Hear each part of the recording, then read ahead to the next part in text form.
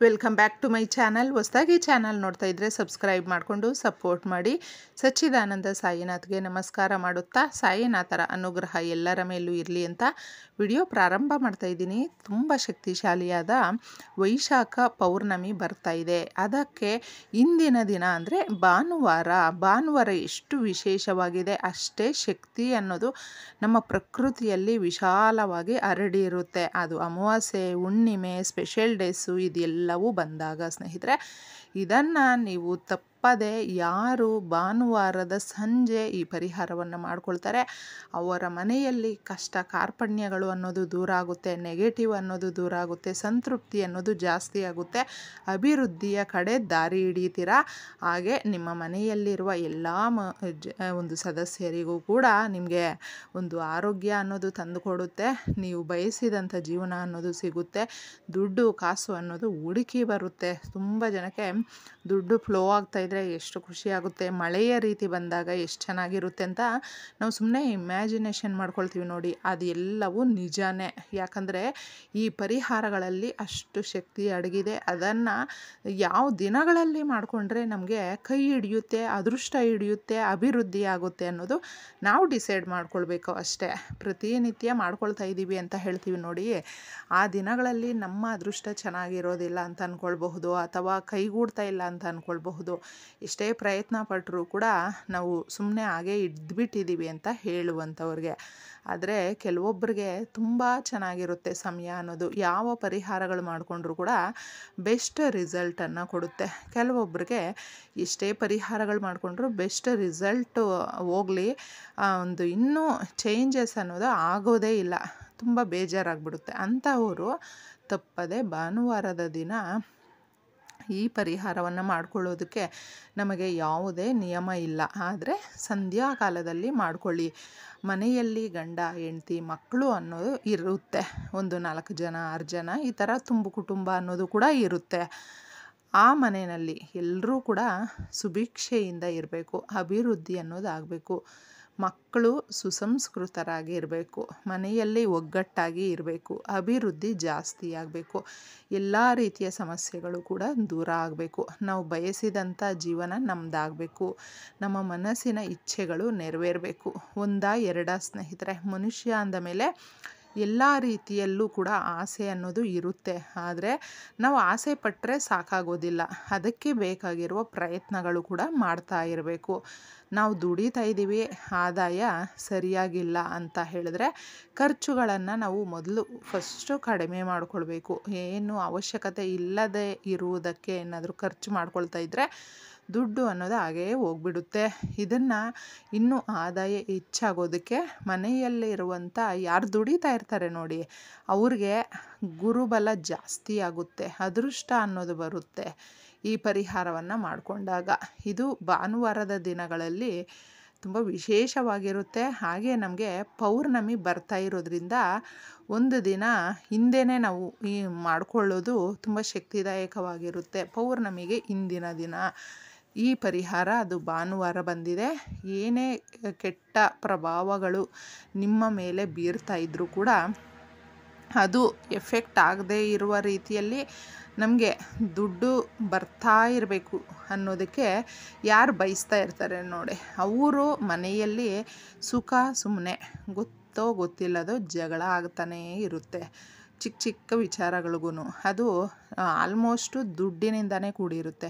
ಖರ್ಚುಗಳು ಜಾಸ್ತಿ ಮಾಡ್ತಾ ಇದ್ದೀರಾ, ಈ ರೀತಿ ಸಮಸ್ಯೆಗಳು ಎಲ್ಲಿ ನಾನು ಕೂಡಿಡೋದು, ಈ ಥರ ಎಲ್ಲ ನಾವು ಮಾತಾಡ್ತೀವಲ್ವ. ಅವ್ರುಗಳು ಭಾನುವಾರ ತುಂಬ ಈಸಿಯಾದ ಮೆಥಡಲ್ಲೇ ತಿಳಿಸ್ತಾ ಇದ್ದೀನಿ. ಎಲ್ಲರೂ ಚೆನ್ನಾಗಿರ್ತಾರೆ, ದುಡ್ಡು ಕೂಡ ಬರುತ್ತೆ, ಆದಾಯ ಹೆಚ್ಚಾಗುತ್ತೆ, ತುಂಬ ಸುಖವಾಗಿ ಇರಬಹುದು. ಗಾಜಿನ ಲೋಟದಲ್ಲಿ ನೀರು ತಗೊಳ್ಳಿ. ಅಕ್ಕ, ನಮ್ಮ ಮನೆಯಲ್ಲಿ ಗಾಜಿನ ಲೋಟ ಇಲ್ಲ ಅಂದರೆ ನೀವು ಬೇರೆ ಲೋಟ ಕೂಡ ತಗೊಳ್ಬಹುದು.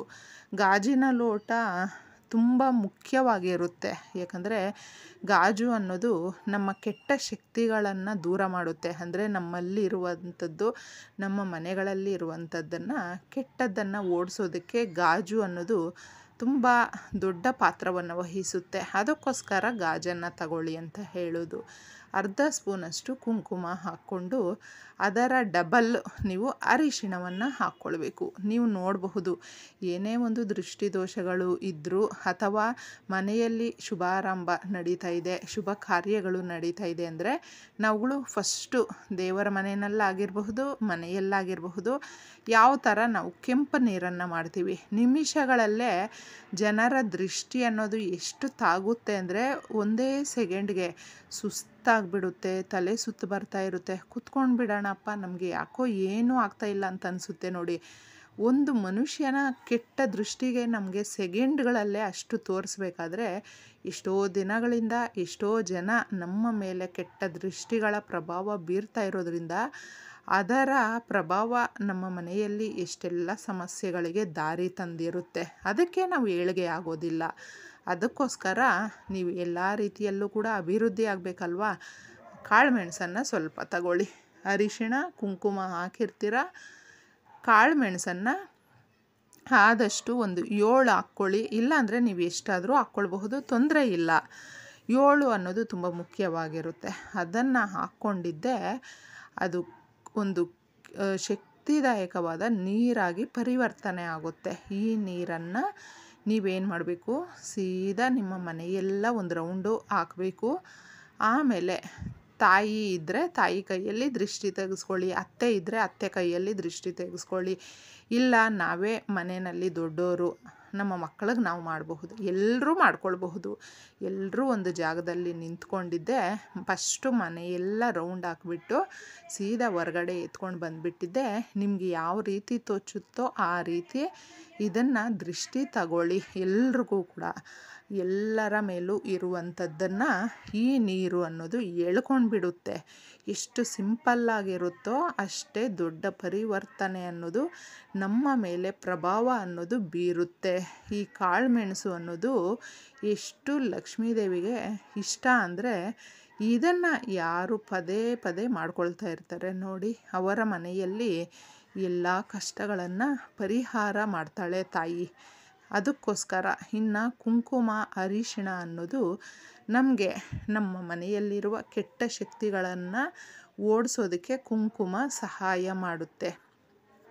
ಅರಿಶಿಣ ಅನ್ನೋದು ಗುರುಬಲ ಹೆಚ್ಚಾಗೋದಕ್ಕೆ ಅದರ ಪ್ರಭಾವ ಜಾಸ್ತಿ ಇರುತ್ತೆ. ಗುರುಬಲ ಅನ್ನೋದು ಯಾರಿಗೆ ಸಿಗುತ್ತೋ ಅವರ ಲೈಫು ತುಂಬ ಬಿಂದಾಸಾಗಿ ಇರುತ್ತೆ. ನಾವು ಪ್ರಯತ್ನನೇ ಪಡದೆ ಇದನ್ನೆಲ್ಲ ಎಕ್ಸ್ಪೆಕ್ಟೇಷನ್ ಇಟ್ಕೊಳ್ಳೋದಕ್ಕಾಗೋದಿಲ್ಲ. ಪ್ರಯತ್ನ ಪಟ್ಟು ನೋಡಿದಾಗ ನಮಗೆ ಕೆಲವೊಂದು ಬಾರಿ ತಡವಾಗಬಹುದು, ಆದರೆ ರಿಸಲ್ಟ್ ಮಾತ್ರ ತುಂಬ ಚೆನ್ನಾಗಿ ತಂದುಕೊಡುತ್ತೆ. ತುಂಬ ಖುಷಿಯನ್ನು ಕೊಡುವಂಥ ಈ ಪರಿಹಾರವನ್ನು ಭಾನುವಾರ ಸಂಜೆ ಮೇಲೆ ಮಾಡ್ಕೊಳ್ಳಿ. ನಾವು ನಾನ್ ವೆಜ್ ತಿಂದಿರ್ತೀವಿ, ಮಾಡ್ಕೊಳ್ಬಹುದಾ, ಆರಾಮಾಗಿ ಕೈ ಕಾಲು ಮುಖ ತೊಳ್ಕೊಂಡು ಅಥವಾ ನೀವು ಸ್ನಾನ ಮಾಡಿದರೆ ಮಾಡ್ಕೊಳ್ಳಿ. ಇದನ್ನು ಎಲ್ಲ ಆಚೆ ಬಂದು ದೃಷ್ಟಿ ತೆಗೆದುಬಿಟ್ಟಿದ್ದೆ. ನಿಮ್ಮ ಮನೆ ಹತ್ರ ಚರಂಡಿ ಇದ್ದರೆ ಅಥವಾ ಬೇರೆ ಗಿಡಗಳು ಆ ಥರ ಇರುತ್ತಲ್ವ, ಆ ಗಿಡಗಳ ಬಳಿ ಹೋಗ್ಬಿಟ್ಟು ಈ ಚರಂಡಿಗೆ ಹಾಕುವಂಥ ನೀರನ್ನು ಅಥವಾ ಚರಂಡಿಯಲ್ಲೇ ಹಾಕಬಹುದು, ಗಿಡಗಳ ಹತ್ರ ಹಾಕಬಹುದು, ನೋಡ್ಕೊಂಡು ಹಾಕಿ. ತುಳಸಿ ಗಿಡಗಳಿಗೆ ಇವುಗಳು ಎಲ್ಲ ಹಾಕೋದಕ್ಕೆ ಹೋಗಬೇಡಿ. ಮನೆಯ ಹತ್ರ ಬೆಳೆಸಿರುವಂಥ ಗಿಡಗಳನ್ನ ಮುಟ್ಟೋದಕ್ಕೆ ಹೋಗಬೇಡಿ.